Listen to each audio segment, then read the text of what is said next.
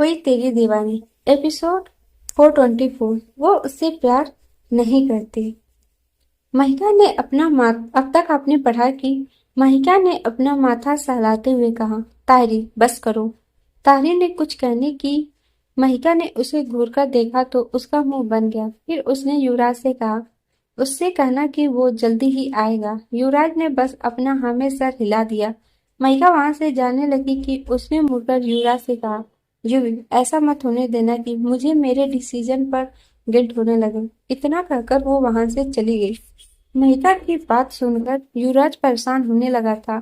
वैभव युवराज से कुछ कहता कि ताहिरी ने उसका हाथ पकड़कर उसे रोक लिया और उसके अकेला छोड़कर जाने का इशारा किया।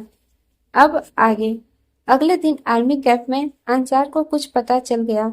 वो ये बात अयान को बताना भी चाहता था और नहीं भी, क्योंकि उसे पता था जो वो बताने वाला था उसे सुनकर अयान पक्का उससे गुस्सा हो जाता। लेकिन ये अयान को बताना भी जरूरी था। वो एक रूम में गया जहां अयान कुछ ऑफिसर के साथ मिलकर किसी चीज को लेकर डिस्कशन कर रहा था। ये देखकर वो फिलहाल चुपचाप खड़ा हो गया। वहां ऑफिसर हिमांशी थी, जिसका ध्यान कहाँ था ये तो उसे ही पता था। जब डिस्कशन खत्म हो गई तब इंसान ने अयान से कहा, भाईजान आपको कुछ बताना था। अयान ने उसे बोलने का इशारा किया। हिमांशी वहां से जा ही रही थी, लेकिन अंसार की बात सुनकर वो रुक गई। अंसार ने काफी हिचकिचाते हुए कहा, वो वो वहाँ वो। अयान ने आराम से कहा, क्या बात है, साफ साफ कहो। अंसार ने कहा, वहां उस जंगल में जहां आप थे वहां एक लड़की को टहलते हुए देखा गया है। ये सुनकर अयान उसे देखने लगा। उसकी आंखों में शक्ति के भाव ही बदल गए थे और हिमांशी के चेहरे के भाव भी बदल चुके थे। अंसार ने आगे कहा, भाईजान फिलहाल वो जगह सेफ नहीं है, क्या आप इसीलिए। अयान उसे रोकते हुए कहा, अगर कोई लड़की दिखाई दी है तो इसमें मैं क्या कर सकता हूँ। क्या कोई बच्ची हो गई है जो मुझे बता रहे हो। अयान की ये बात सुनकर अंसार चुप हो गया। अयान ने उसे देखते हुए कहा, क्या कुछ और है जो तुम्हें बताना है मुझे। अंसार ने बस अपना सर हिलाते हुए कहा, नहीं भाईजान। अयान फिर वहां से चला गया। अंसार ने अयान को जाते हुए देखकर कहा, वो वहां फिर गई, इसका कुछ तो मतलब होगा भाईजान। हिमांशी ने अंसार के पास आकर कहा, क्या मतलब होगा। अंसार ने हिमांशी को देखा, फिर अपनी नजर फेरते हुए कहा, तुम्हें इससे क्या। इतना कहकर वो जाने लगा। हिमांशी उसका रास्ता रोकते हुए बोली, आप सब क्यों सर को परेशान कर रहे हो। उन्होंने कह दिया है, जब उन्हें उस लड़की में कोई दिलचस्पी नहीं है तो क्यों आप सब बार बार उसका जिक्र करके सर को परेशान करते हो। अंसार ने हिमांशी से गुस्से से कहा, तुम्हें इससे कोई लेना देना नहीं है, तुम अपने काम से काम रखो और ये मत भूलो कि वो सिर्फ तुम्हारे सीनियर है, उनके बारे में बात करने का तुम्हें कोई हक नहीं है। हिमांशी ने अंसार से कहा, मुझे सर की फिक्र है तो मैं उनके बारे में बात कर सकती हूँ और उन्होंने कल साफ साफ कहा था कि वो उनसे प्यार नहीं करते। हिमांशी की ये बात सुनकर अंसार ने गुस्से से उसे घूरते हुए कहा, इसका मतलब कल तुमने छुपकर अपने सीनियर्स की बात सुनी। हिमांशी ने भी अंसार को घूरते हुए कहा, मैं वहां से पहले से ही थी, ना कि मैं कोई बात सुनने आई थी। कल वो साफ साफ कह रहे थे कि उन्हें उसकी कोई मतलब नहीं है, उन्हें ऐसी लड़की से प्यार नहीं है जिसने उन्हें धोखा दिया हो और धोखा देकर भूल गई हो। वो उससे प्यार नहीं करते। अंसार ने एक मुस्कुराहट के साथ कहा, मैंने किसी से सुना था कि तुम भाईजान को पसंद करती हो और पसंद हम उसे करते हैं जिसके बारे में हमें पता हो, लेकिन मैं तुम्हें एक बात बताऊं, तुम भाईजान के बारे में 1% भी नहीं जानती, क्योंकि अगर तुम उन्हें थोड़ा सा भी जानती तो तुम ये नहीं कहती कि भाईजान उनसे मोहब्बत नहीं करते। और अच्छा होगा अगर अपनी ड्यूटी पर ज्यादा ध्यान दो तो, नहीं तो मैं भाईजान को बता दूंगा कि तुम उनके बारे में बात कर रही थी। फिर क्या होगा ये तो आप जानती ही हैं, ऑफिसर हिमांशी। हिमांशी ने अंसार से कहा, आप चुगली करेंगे। अंसार ने मुस्कुराते हुए कहा, हाँ करूंगा, क्या कर लोगी। हिमांशी ने गुस्से से अंसार को देखा। अंसार उसे एक तीखी मुस्कान देते हुए वहां से चला गया। हिमांशी ने गुस्से से अंसार को कुछ मारने के लिए उठाई ही थी, लेकिन मारना नहीं, वो भी गुस्से से वहां चली गई। वहीं दूसरी तरफ तेज फिर से एक बार राउंड मारते मारते रोशनी के एनजीओ की तरफ आ चुका था और वो वहीं रुककर उसके बाहर आने का इंतजार कर रहा था और उसे ज्यादा इंतजार करना भी नहीं पड़ा। उसे रोशनी आते हुए दिखाई दे गई थी जो एक महिला से बात करते हुए आ रही थी। वो सबसे मुस्कुराकर प्यार से बात कर रही थी। बात करते करते रोशनी की नजर तेज पर पड़ी जो उसे देखकर मुस्कुरा दिया। तेज को वहां देखकर रोशनी पहले तो चौंक गई, फिर उसने अपना मुंह बनाते हुए अपना चेहरा फेर लिया। जाहिर है उसकी नाराजगी अभी भी कायम थी। आखिर इतनी जल्दी थोड़ी ना किसी की नाराजगी खत्म होगी। रोशनी को मुंह फेरते देख तेज अपने दिल पर हाथ रखकर मुस्कुरा दिया। तभी उसके पीछे से एक ऑफिसर ने कहा, ओह, तभी आप यहाँ आए हैं? तेज ने मुस्कुराते हुए कहा, तो तुम्हें क्या लगता है मैं क्या यहाँ समोसे खाने आया हूँ?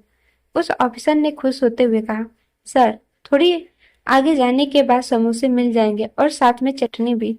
तेज ने उसे घूरते हुए कहा, अफसर, क्या यहाँ समोसे खाने आया हो?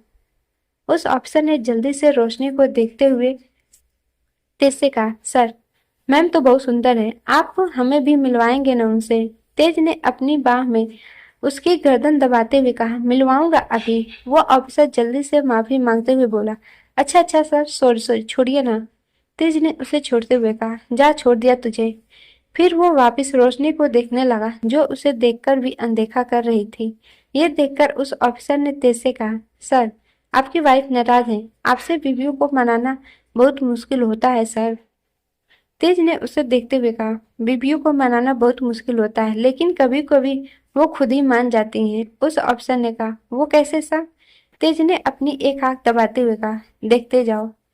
फिर उसने रोशनी को देखा, फिर वो ऐसे ही उस ऑफिसर से बात करने लगा। तभी उसने अपना एक पैर पकड़ लिया और जैसे बहुत दर्द में हो वैसे मुंह बनाने लगा। उसके साथ खड़ा अफसर हैरान हो गया। उसने हैरान होते हुए कहा, सर, आपको क्या हुआ? तेज ने दर्द से चिल्लाते हुए कहा, मोच आ गई पैर में, दिखाई नहीं दे रहा है?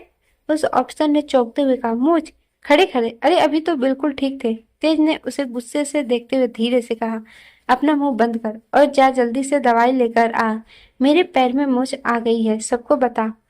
वो अफसर बिल्कुल हैरान हो गया, फिर भी उसने जल्दी से चिल्लाते हुए कहा, अरे सर को कुछ हो गया है, सर के पैर में गोली लग गई है। तेज ने हैरानी से अपना सर पीटते हुए कहा, गोली कहाँ से लगी, मोच आई है? उस अफसर ने तेज के कान में कहा, अरे सर, मोच छोटी मोटी चीज है, गोली बड़ी चीज है। फिर वो और चिल्लाने लगा। अब तेज को काफी शर्मिंदगी हो रही थी। वो वहां से भागने ही वाला था कि उसे रोशनी को अपनी तरफ आते हुए देखा, तो उसने जल्दी से अपना पैर पकड़ लिया और डर से कराहने लगा। रोशनी जल्दी से तेज के पास बैठते हुए घबराए हुए बोली, क्या हुआ है आपको? तेज मोच कहने वाला था कि उस अफसर ने जल्दी से कहा, मैम, इनके पैर में गोली है, आप जल्दी से इन्हें लेकर जाइए। तेज उसे खा जाने वाले नजरों से घूरने लगा। वहीं रोशनी को कहीं से भी गोली नहीं लग रही थी क्योंकि खून नहीं बह रहा था और ना ही उसे कहीं चोट नजर आई। रोशनी ने तेज से कहा, आपको सच में दर्द हो रहा है, लेकिन गोली तो कहीं नहीं है। इतना कहकर वो ध्यान से देखने लगी, लेकिन जब उसे कोई चोट नजर नहीं आई तो वो घूरकर तेज को देखने लगी। तेज हड़बड़ा गया, उसे समझ नहीं आया अब वो क्या करे। वो गुस्से से उस अफसर को देखने लगा। तेज को अपनी तरफ घूरते देख उस अफसर ने जल्दी से कहा, सर, मुझे आगे जाना चाहिए, आप आ जाना। इतना कहकर वो जल्दी से भाग गया और भागते हुए खुद से बोला, सिर्फ मुझे ही आगे दिखा सकते हैं। अपनी बीवी के सामने तो खुद की ही बोलती बंद हो गई थी। वहीं रोशनी गुस्से से तेज से बोली, आपको क्या ये मजाक लगता है? पता है मैं कितनी घबरा गई थी? तेज ने रोशनी को मनाते हुए कहा, अरे वो तो पहले कभी लगी नहीं थी ना, उसी को लेकर कह रहा था, लेकिन पैर में सच में दर्द है क्योंकि इसमें मोच आ गई। मुझे सहारे की जरूरत है, चलो मुझे लेकर अंदर चलो और दवाई लगाओ। इतना कहकर वो रोशनी के कंधे पर हाथ रखने वाला था।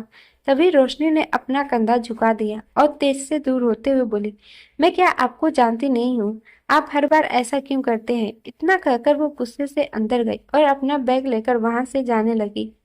उसे काफी गुस्सा आ रहा था। क्या गोली लगना कोई मजाक है? उसने देखा कि तेज भी उसके साथ कदम से कदम मिलाकर चल रहा था, लेकिन उसे कई कदमों की दूरी पर। रोशनी ने एक बार रुककर उससे गुस्से से देखा तो वो भी रुककर कहीं और देखने का नाटक करने लगा। रोशनी जमीन पर अपना पैर पटक कर आगे बढ़ने लगी।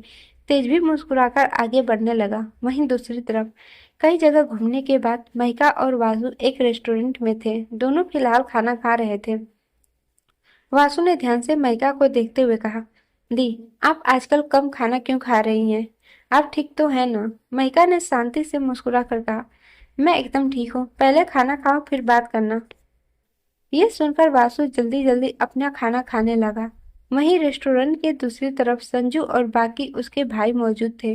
वो दूसरी तरफ इसलिए थे क्योंकि माइका ने उस रेस्टोरेंट का पूरा एक हिस्सा सिर्फ अपने और वासु के लिए बुक कर लिया था और उसे अपने आसपास ज्यादा लोग पसंद नहीं थे। वो पूरा हिस्सा खाली था, बस 2 चेयर्स को छोड़कर जो माइका और वासु की थी। आप सबको क्या लगता है, क्या वो दोनों मिलेंगे? अगर आप सबको ये पार्ट अच्छा लगा हो तो चैनल को सब्सक्राइब, शेयर और लाइक करना ना भूलिएगा। और जिन्होंने भी हमारे चैनल को सब्सक्राइब नहीं किया है, प्लीज़ आप सब सब्सक्राइब कर लीजिएगा और ज़्यादा से ज़्यादा शेयर करिएगा। मिलते हैं नेक्स्ट एपिसोड में, तब तक के लिए bye bye and take care.